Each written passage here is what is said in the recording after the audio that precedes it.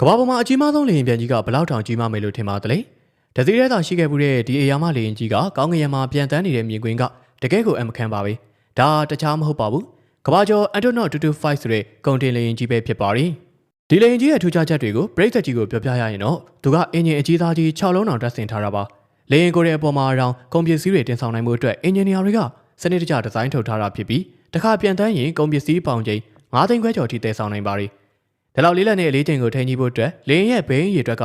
32ဘိန်းအောင်ရှိတာပါလေဗျာ။နောက်ပြီးကုန်ပစ္စည်းကြီးကြီးတွေကိုအလွယ်တကူတင်ဆောင်နိုင်အောင်လေရင်ရဲ့နှာခေါင်းပိုင်းကိုအပေါ်ကိုမတင်လို့ရတဲ့ထူးခြားတဲ့စနစ်လည်းပါဝင်ပါတယ်။ဒီလေရင်ကြီးတစ်စီးလုံးတည်ဆောက်ဖို့အတွက်ဒေါ်လာ3.5ဘီလီယံလောက်ကုန်ကျခဲ့တာပါ။ဒါပေမဲ့ဝမ်းနည်းစရာကောင်းတာက2022ခုနှစ်ရုရှားယူကရိန်းပြည်ပခါအတွင်းမှာဒီကမ္ဘာတစ်ခုတည်းသောလေရင်ကြီးကလေဆိပ်တစ်ခုမှာပြင်းထန်စွာပျက်စီးသွားခဲ့ကြပါတယ်။အခုချိန်မှာတော့ဒီကောင်းကင်ယံကအေယာမဘလူးကြီးကိုနောက်တစ်ချိန်ပြန်မြင်ရဖို့ခဲရင်သွားနိုင်ပါတယ်။ပရိသတ်ကြီးရောဒီလိုအေယာမလေရင်ကြီးကိုနောက်တစ်ချိန်ပြန်လည်တည်ဆောက်တင်တယ်လို့ထင်ပါသလား။အဲ့လိုပြန်ဆောက်မယ်ဆိုရင်အကျိုးရှိပါမလားဆိုတာကို comment မှာဝင်ရောက်ဆွေးနွေးပေးခဲ့ကြပါဦးနော်။